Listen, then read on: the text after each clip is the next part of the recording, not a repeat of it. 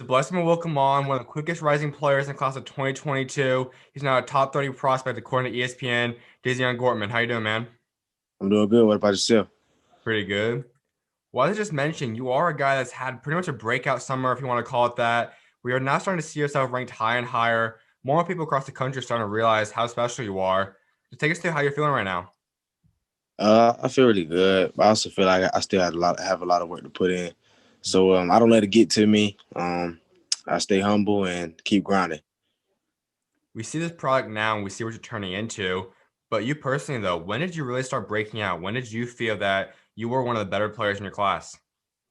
It was about my ninth grade year. I had a breakout summer that year too. So I started gaining more confidence, and coming to my high school year, then coming in AAU season last year. Well, this past. So The rankings are awesome to see. And as I mentioned, you're top 30 ESPN, top 50 in all other sites. That also comes with another part to that, though. Now more people know who you are, kind of puts a target on your back. How do you plan to handle that? How do you plan to adjust to now being a guy that has a target on his back every time you step on a court? it's I mean everything. I like to stay cool about it, so I don't really get too worked up. Or I don't feel any pressure, so I just come out and play. And I know I'm a dog, so I do what I do. 2022, in my opinion, might have the greatest guard recruiting class we've seen in a very long time. It's low top to bottom. There's a lot of big time guys. There's a lot of depth in the class. But you personally, look at all the names in your recruiting class. Where do you see yourself rank up? Um, I don't really know wherever they put me. Mm-hmm. Yeah, I'm okay with whatever they put me. But of course, when I see myself in the rankings, I want to get higher. I want to climb. So I'm gonna keep working.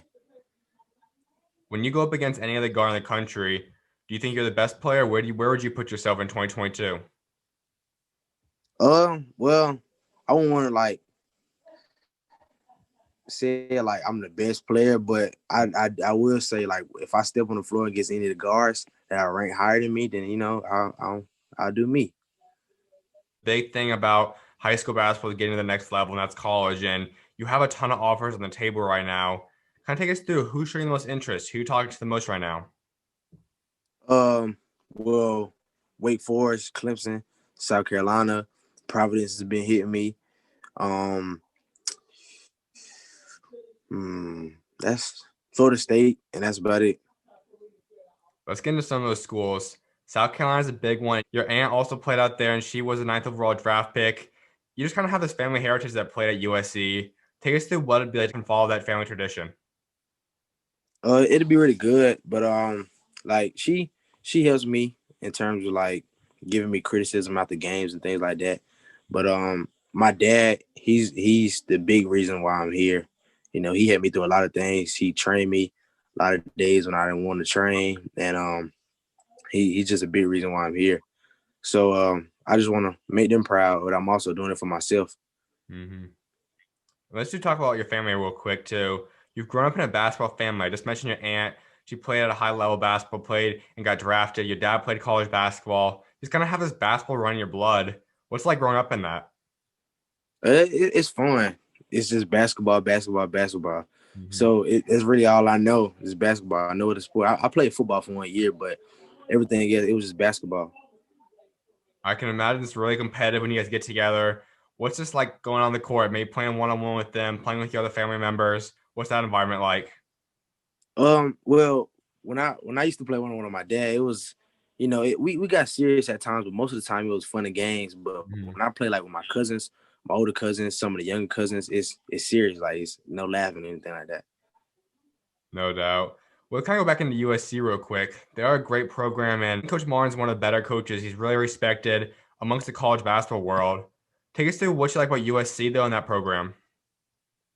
Um, it's a good program. I've been talking to some of the coaches, Coach Bruce, Coach Mhm. Frank, and I've been on the Zoom call once. So they're showing me the facility and everything, the locker rooms, the things that I haven't seen. I feel like Coach Frank, he's a great coach. So I'll just make my decision from there. Now it's been about 6 months or so since you started talking to coaches. They want to start calling you now.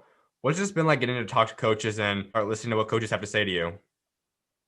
I take it all in. and I respond. I respond in humility.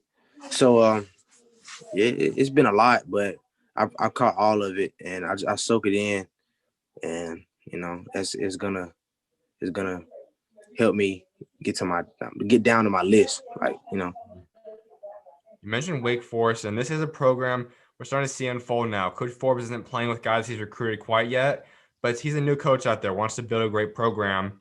What do you like about Coach Forbes? What's kind of the vibe you get about that program? It's a lot of energy. He's a great coach. He recruited me when they were at East Tennessee State. Mm-hmm. So and then they came to Wake Forest. He also recruited me from there. So I feel like he's a great coach. He has a lot of energy. He preaches family. So that's what I'm looking for. So that'll you know what I'm saying.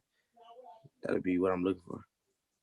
Kind of build your dream coach for a little bit. What would you want a coach? What's his personality like? His game plan? What do you want to see in a coach? Preaches family, Mm-hmm. most definitely, and how they preach the style of the game. So if they focus more on the bigs or they focus more on the guards, and I like it to where they focus more on the guards because I feel like I can score the basketball and facilitate. So that's what I look for. Where do you see yourself going down the road? I know guys have started talking about you as a guy that can run some point guard. You're starting to get better and better at that. But you're almost more of that modern day combo guard where you can run the one at times, run the two, off ball kind of guard. But where do you see yourself developing? What kind of player do you want to become by the time you get to college and even past college? I want to be a guy that can score relentlessly and whenever I want to, and when I need to, get my guys involved. Because I also like getting my guys involved when I'm not on. But when I'm on, I just like I like to score. Do you see yourself becoming more of a pure point guard kind of guy or more of a shooting guard or kind of stick with the combo guard spot? The combo guard / shooting guard. Gotcha. You also mentioned Clemson. They are a very respectable program. They've been able to build a really special program out there. What do you like about Clemson? I think it's a good program. I've been on one Zoom call with them. Mhm. They showed me the facility, locker rooms, everything, the practice gyms, and I know PJ Hall that goes there. Mhm. Um, I forgot the other player's name, and I know a couple committees that are going there next year. So they're trying to get me up there, and they recruit me very hard. So I like it. We know COVID's affected everyone in different ways, but as a student athlete, as a guy going through this recruiting process, it's especially hard. No visits, you guys are all going online through Zoom calls, phone calls. But ultimately, I can imagine you want to go see the campus. You want to take those visits. What are the schools you really want to take visits to when you are allowed to? Um, Clemson, Florida State, Wake Forest, Florida. Mhm. That's about it.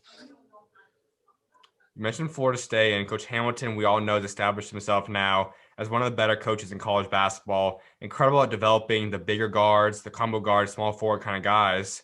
But what do you like about Coach Hamilton? What's kind of the vibe and feeling you get about him and his coaching staff? I like him as a person and a coach. I talked to him. I actually talked to him yesterday, but we talk pretty often, and I get the vibe that he's a great person. So yeah, I like that about him. You're a state champion now. You averaged 17 a game, a little over 3 rebounds, 2 assists, 2.5 steals per game last year. Take us through the ups and downs of last year. Um, I wouldn't say they were really. There weren't really that much downs. We pretty much had a solid team. Everyone did their job. So we had a great season. I think we lost like 6 games, but those games they were actually, you know, I think they were worth losing. But it was a pretty good season. I like that season, and we're gonna move on this year. We're gonna come back harder, stronger. So yeah. Now you're having your upperclassmen years, and this is where you really start establishing yourself and really build your legacy now.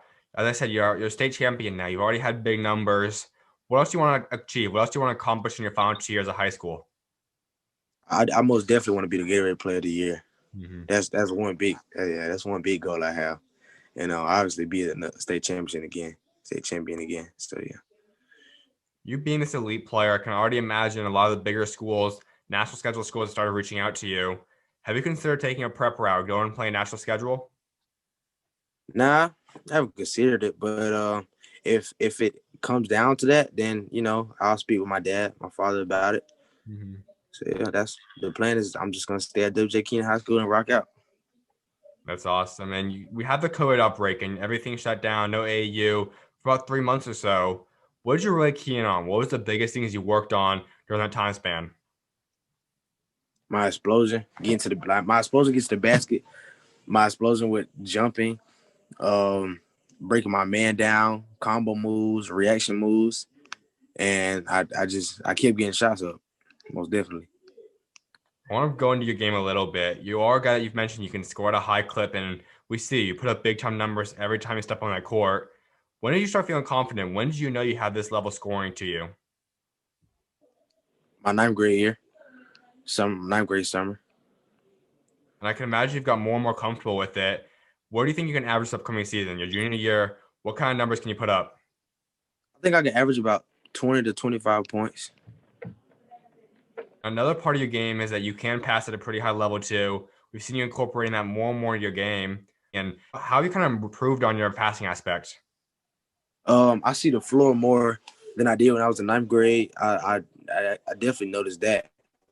I feel like I can average about 5 to 7 assists a game. The final part of your game I want to touch up on is the defensive aspect, and you have got a lot better at that as well. As I mentioned, averaging near 2.5 steals per game last year. Take us through your defensive aspect. What's your mindset on the defensive end? I'm not gonna let score. You're not going to either. If he don't have the ball, he's not gonna touch the ball. If he had the ball, he's not gonna score.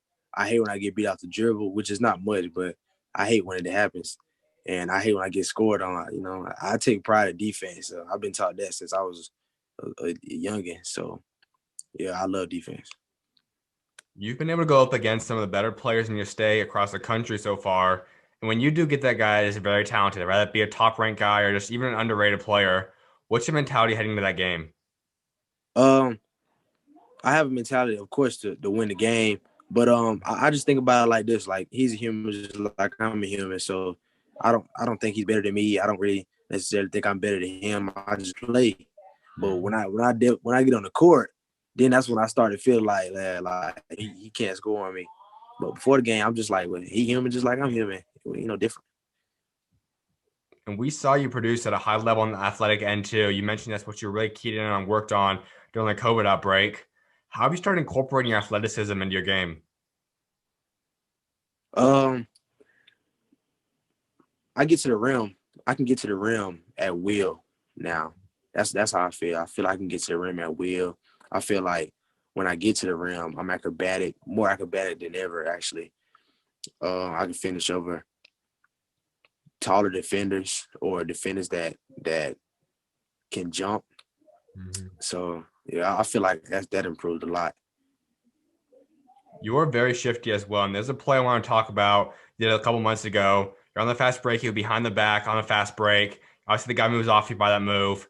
Just take us through your move on that play. Not a lot of guys have the confidence to go behind the back on a fast break to avoid someone. Take us to that play.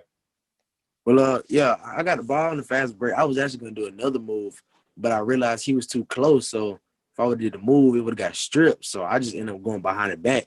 And I pretty much had the confidence to do anything I want to do in the game. So I don't feel like I'm gonna mess up. I don't, I never feel like that. I just feel like I'm just gonna do it and it's gonna work. And so, I did the move. Have you worked on that move before, going behind the back on a fast break, or just going behind the back on a layup, or was that kind of one of the first times you've done that? Uh, I did it before, but it's something I most definitely work on when I'm in the gym. Mhm. Yeah, And you have a unique situation AAU wise. Get to be a part of your dad's program. What's like just being a part of that?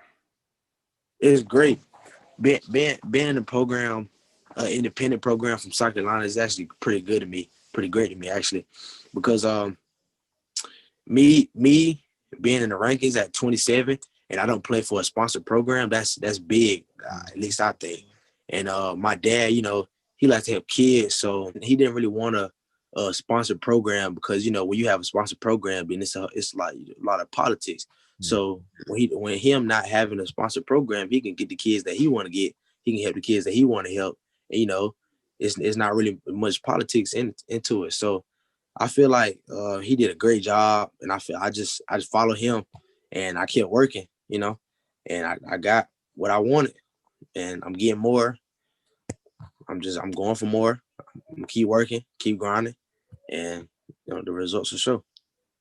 That's a message I do want to touch up on more because so many guys today have the mindset that I have to play EYBL or I have to play in the Under Armour Adidas circuit. And does this help? Yeah, I think definitely get you to the next level. We see that it clearly shows results. But going independent has been working just as well too. Just kind of talk to guys that think that you have to be kind of sponsored by a shoe team. Tell them why it's not necessarily needed for that. Well, it's not needed. It really just everything is on you. So Mhm. I put the work in and I got the results. But if you don't put the work in, obviously you're gonna think you have to go prep or like you're gonna think you have to go on the circuit. But me, I'm just trusting my dad. So I'm like, okay, I'm just keep working. I don't need to go to not an independent program, but a sponsored program, or I don't need to go to prep. I just keep doing what I did and I got the results. So everything is on you. It's not on anybody else. So. Now, upcoming season, then you guys hopefully will have a full AU season next year around, which will probably be your final AU year. What do you want to go out there and accomplish and do in your final AU season? Um, I go out and kill. Mhm. That's really all I can tell you. Just go out and kill. Now, you also have your junior upcoming season this year. You clearly want to become state champions back-to-back years. You mentioned you obviously have a big jump in a lot of numbers, but what would it be a successful year for you? If you look back at it about 5 months when the year is done, how would you know that you were successful this upcoming season? One, Gatorade Player of the Year. Mhm. Two, just just getting more respect.